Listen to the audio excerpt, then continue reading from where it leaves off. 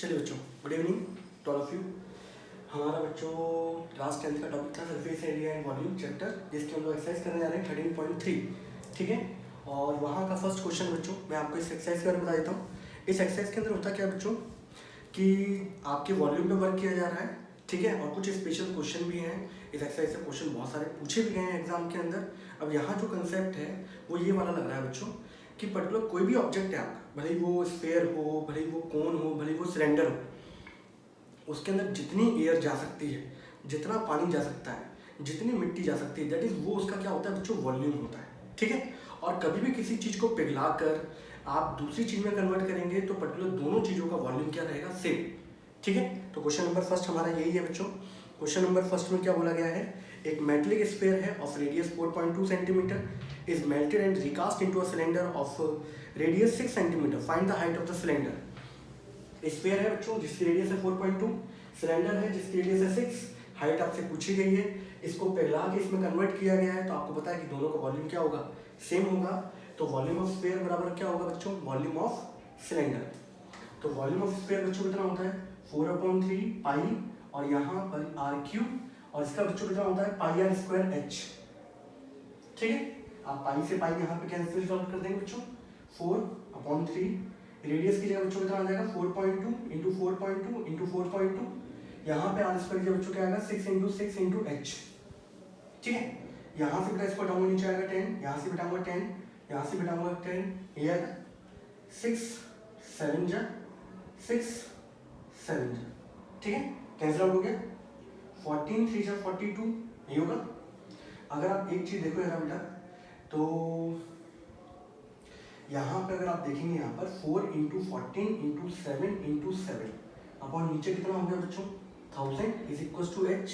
अब देखो, अब आपको अगर क्यूब भी याद होते हैं तो इस कंडीशन का हम लोग फायदा बहुत उठा सकते हैं। 4 बनता है बेटा 2 इंटू 2 से, एक 2 बच्चों इसके पास गया, एक 2 इसके पास जाएगा, ये भी 14, ये भी 14, 14 14 14 14 का क्यूब।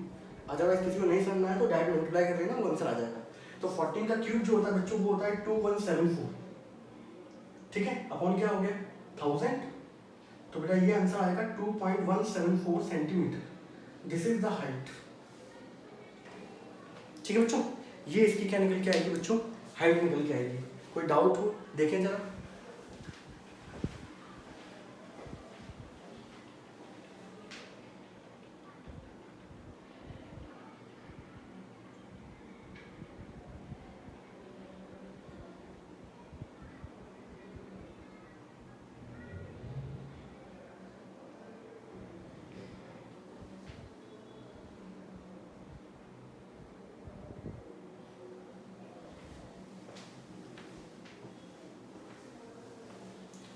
क्वेश्चन नंबर बच्चों सेकंड, क्वेश्चन नंबर सेकंड क्या दे रखा है बच्चों, सेम वही कंसेप्ट का क्वेश्चन हमारा बच्चों।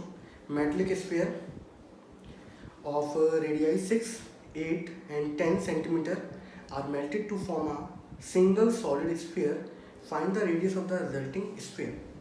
आपके पास बेटा 3 स्फीयर हैं, एक की रेडियस 6 है, एक की रेडियस 8 है, एक की रेडियस 10 है।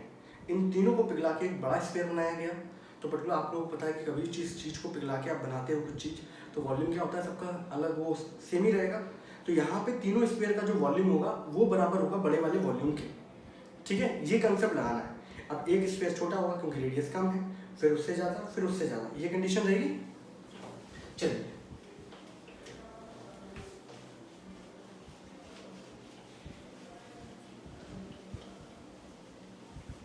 Question number second. ठीक है बच्चों, यहाँ लिखो। तो देखो बेटा, ये एक आपका स्फीयर है, इसकी रेडियस मैंने r1 मान ली, r1 बराबर क्या है 6 सेंटीमीटर। इससे बड़ा ले लेते हैं हम लोग r2, रेडियस बराबर क्या होगी 8 सेंटीमीटर। इससे बड़ा ले लिया बच्चों r3 एंड रेडियस बराबर क्या होगी दैट इज 10 सेंटीमीटर। अब इन तीनों को बच्चों पिघला के एक बड़ा स्फीयर बनाया जा रहा है, और जिसकी रेडियस मुझे पता नहीं है, मुझे फाइंड आउट करनी है।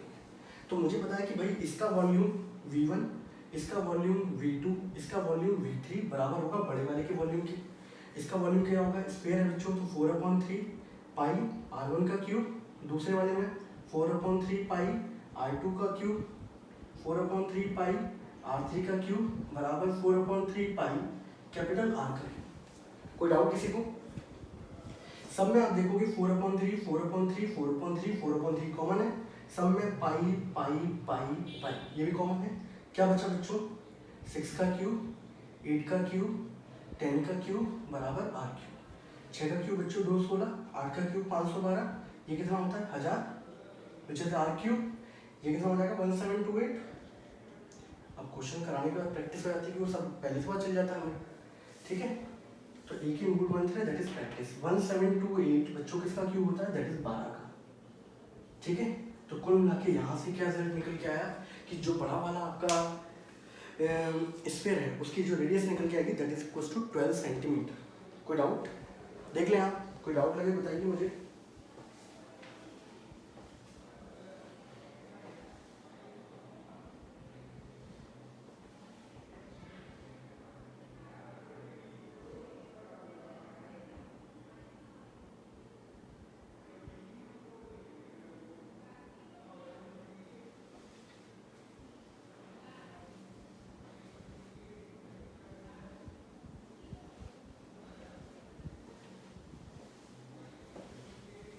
ठीक है बच्चों, क्वेश्चन नंबर हम लोग आते हैं बच्चों थर्ड वाले पे, ठीक है। क्वेश्चन नंबर थर्ड से बेटा मैं आप लोग सोच रहा हूँ क्वेश्चन नंबर पहले मैं कराऊँ आपको क्वेश्चन नंबर 7, ठीक है। थर्ड और फोर्थ एक अच्छी कैटेगरी की क्वेश्चन है बहुत ज़्यादा, ठीक है। थोड़ा सा हमने ऑर्डर ऊपर नीचे कर दिया है।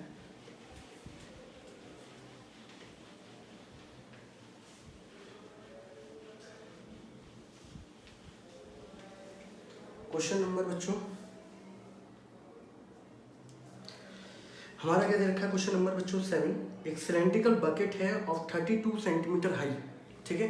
एक बकेट दे रखी है आपको और जो कि 32 सेंटीमीटर ऊंची है और जिसकी रेडियस दे रखी है बेस की 18 सेंटीमीटर, फिल्ड विद सैंड, उसके अंदर पूरी पूरी बालू भरी हुई है और bucket is emptied on the ground to form a conical heap of sand is form. If the height of the conical heap is 24, find the radius and the sand height of the heap.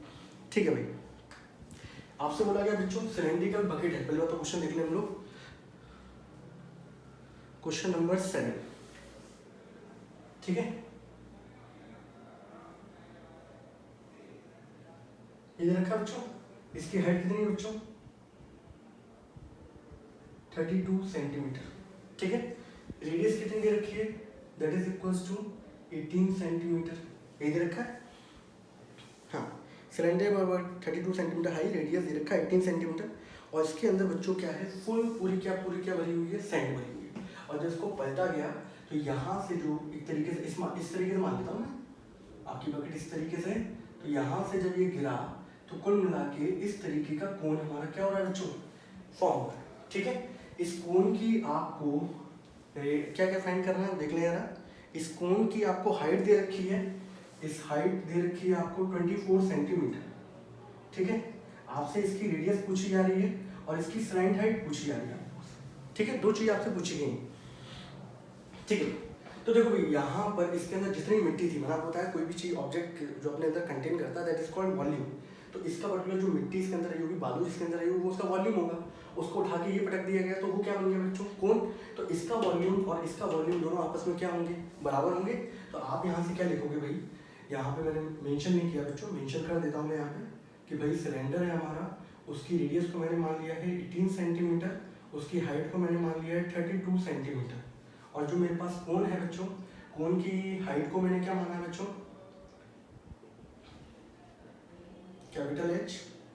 दोनों को बेटा अलग अलग height है इसलिए मैंने अलग अलग वेरिएबल से इसको डिनोट किया है।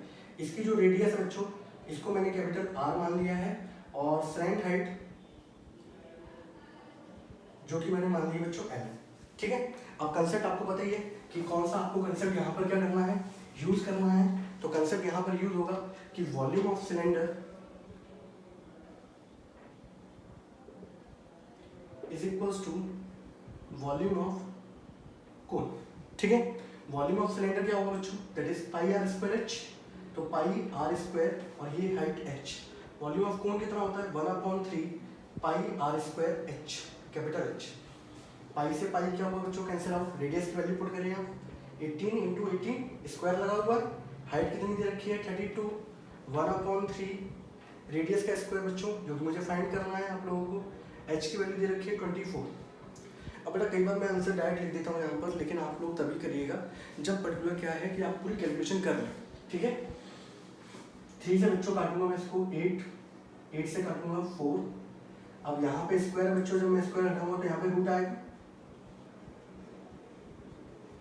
18 में कॉमन लेंगे बच्चों, 18, 4 का रूट कितना होता है 2, तो रेडियस इज इक्वल टू हो गया बच्चों 36। आर कितना आ गया बच्चों हमारे पास, दैट इज 36 सेंटीमीटर, ठीक है। चेक कर लें एक बार क्वेश्चन नंबर 7, ठीक है। अब बेटा आप लोगों से 2 चीज़ पूछी गई थी, एक तो रेडियस, एक स्लैंट हाइट। आप सभी लोग जानते होंगे यहाँ पर कि स्लैंट हाइट का जो रिलेशन होता है वो होता है भाई h² प्लस का r², यही होता है। आप यहाँ से L की वैल्यू निकालोगे, रूट के अंदर आ जाएगा h² प्लस r²। आप यहाँ पर h की जगह बच्चों क्या रखोगे, h कितना आया था आपका, क्वेश्चन में आपको दे रखा है 24 का स्क्वायर। रेडियस कितना आया था 36 का स्क्वायर, ये आया था। अब एक काम करो बेटा, डायग्राम बता दूँ क्या, क्योंकि इसके बाद बच्चों को बड़ी दिक्कत आती है, मैं आपको बताऊँ इस कंडीशन को सॉल्व कर रहे हैं, ठीक है। अब करना कैसे है, स्लैंट हाइट आया मेरे अंदर जो था वो था 24 का स्क्वायर, ठीक है। ये आया बेटा 36 का स्क्वायर। अब हमें या तो एक तरीका ये है कि इनका स्क्वायर निकालो, ठीक है, और फिर इनको ऐड करो, फिर कॉमन नॉमन लो, फैक्टराइजेशन लगाओ, फिर कॉमन निकाल के आंसर निकालो। एक तरीका और भी है, अगर आप ये देखोगे बच्चों 24 का स्क्वायर मतलब 24 × 24, 36 का स्क्वायर मतलब 36 × 36। ये दोनों नंबर जो है वो 12 से डिवाइड होते हैं बच्चों। तो अगर मैं यहाँ पे 12 कॉमन लेता हूँ तो यहाँ से कॉमन लेने का मतलब है 12 को से डिवाइड किया, बाहर निकाल लिया, तो यहाँ पे कितना बचेगा 12 2 जाए, यहाँ भी 12 से डिवाइड किया, ये भी 2, यहाँ 12 से डिवाइड करूँगा 3, यहाँ भी क्या आएगा 3, इन दोनों में एक पेयर बाहर आएगा 12, अंदर कितना आएगा 2 दूनी 4 और ये 9, 9 4 कितना हो गया 13, तो 12√13 सेंटीमीटर ये बच्चों इसकी क्या निकल के आएगी, दैट इज स्लैंट हाइट। ये क्या निकल के आएगा बच्चों इसका, स्लैंट हाइट। कोई डाउट हो तो बताइए।